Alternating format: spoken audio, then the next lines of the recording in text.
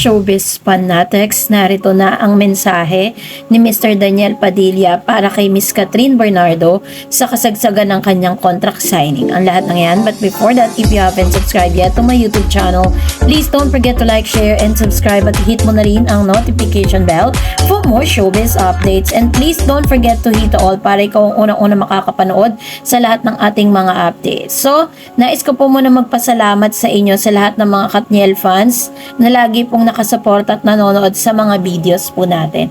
And for today's video, ito na nga, naganap nga ngayong araw katulad ng inaasahan, February 12, 2024, kung saan ito po yung itinakdang araw para po pumirma ng kontrata ang isang Daniel Padilla. So kasabay nga ng paghihintay ng napakaraming mga viewers sa live po ng Star Magic at ng ABS-CBN ay nakita po talaga natin dun sa comment section yung suportang ibinibigay ng mga Daniel fans at ng ilan sa mga Katniel fans na nagmamahal pa rin kay Daniel kahit po sa kabila ng mga intriga na nakabalot sa lalaking ito Pero this time ito na nga, nagbigay po ng mensahe.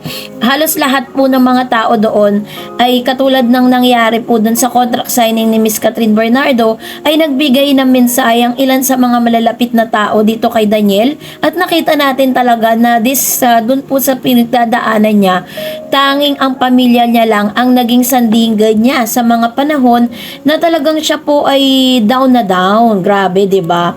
Ganun katindi yung pagmamahal na ibinibigay po sa kanya ng lahat ng mga fans at talaga naman masasabi mo talaga na yung mga panahon na malungkot si Daniel, tanging ang kanyang mga kapatid at pamilya. So hindi niya kinalimutan pasalamatan ang lahat na talagang naramdaman niya talaga ito. So narito ang pinakamainit na mensahe ni Mr. Daniel Padilla para kay Miss Catherine Bernardo. Pakinggan natin ito. Kalimutan si Catherine. Maraming salamat, Catherine, sa ating maraming taon na pinagsamahan.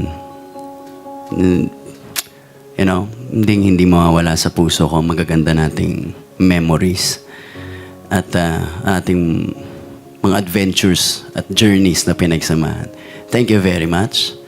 And I'll wrap it up. Hindi nga nakalimutan ni Mr. Daniel Padilla na alalahanin si Catherine Bernardo sa kanyang contract signing. Pinasalamatan niya at ni-remember ni Mr. Daniel ang lahat ng mga good memories na pinagsamahan nila na Catherine. Pero hindi niya na masyadong pinahaba pa yung kanyang mensahe kasi dun sa pasasalamat niya at kung paano niya sinabi yun, nakikita mo talaga yung sincerity dito kay Mr. Daniel.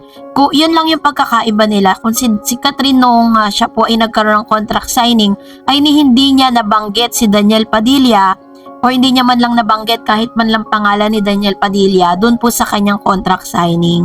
So talaga makikita mo na mahal pa rin talaga ni Daniel Padilla si Catherine, bagamat napakarami na pong nangyari sa kanilang relationship, but still masarap pa rin pakinggan na-appreciate pa rin at nakikita pa rin ni Daniel Padilla yung worth niya. But this time, eto naman, nagbigay naman siya ng isang emotional, not so emotional, pero nagpasalamat siya ng personal sa kanyang ina na talaga namang hindi niya rin po nakalimutan na bigyan ng mensahe.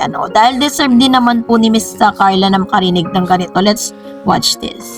Napakahaba at saka sobrang makata. Sa akin niya lang. Actually, parang nag-vent lang naman talaga siya sa akin. So, thank you, Mama. Hindi man ako nakakapag-reply. I always appreciate that.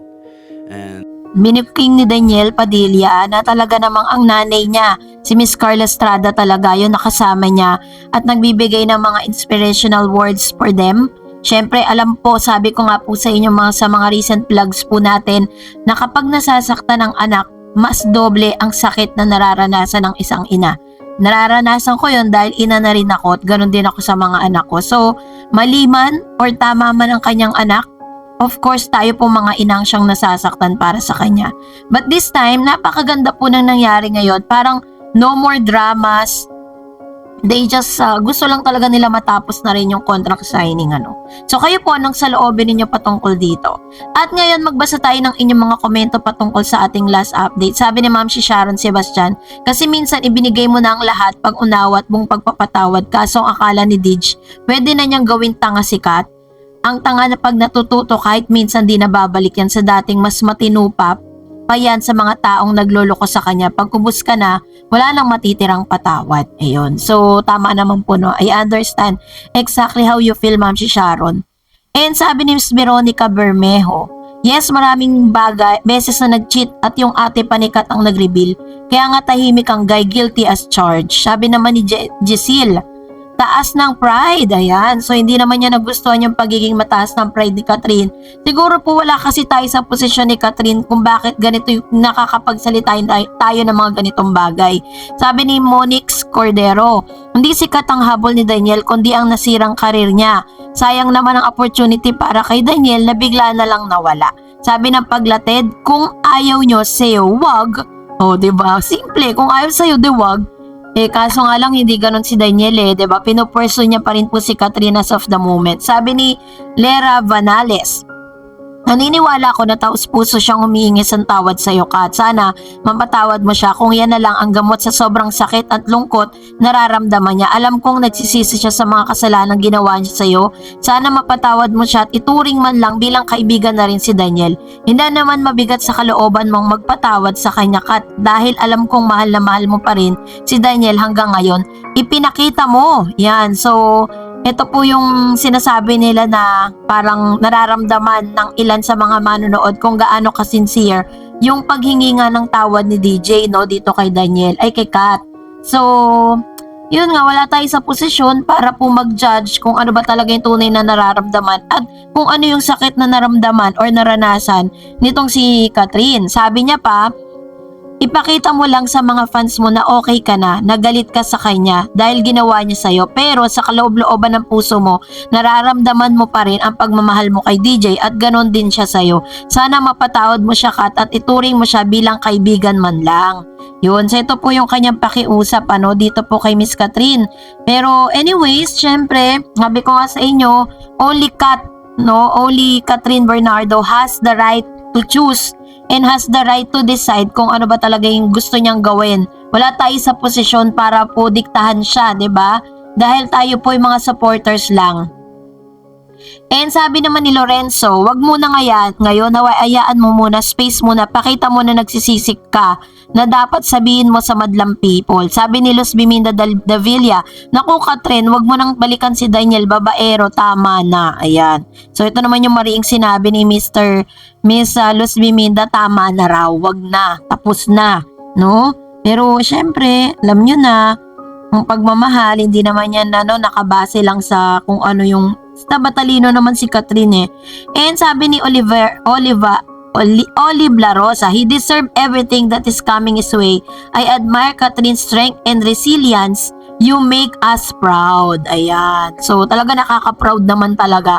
Actually, nakaka-proud silang dalawa. Si Daniel, how he really faces consequences. And Catherine, kung paano niya rin harapin yung kanyang healing process na sana sa mahabang panahon maproseso niya na talaga yung tunay na nararamdaman niya. No, so ngayon po yung ilan sa mga komento po ninyo na talaga namang sabi pa nito, siguro kasi sadyang napakalupit ng kasalanan ni Daniel o nagawang kasalanan ni Daniel. Hindi natin alam, 'di ba? Kasalanang hirap o hindi basta agad kailangan magbigay ng kapatawaran. Sabi niya, malay nyo naman, sabi niya na kasi nakita ko talagang wasak talaga ang puso ni Catherine sa nangyari. Very traumatic sa kanya.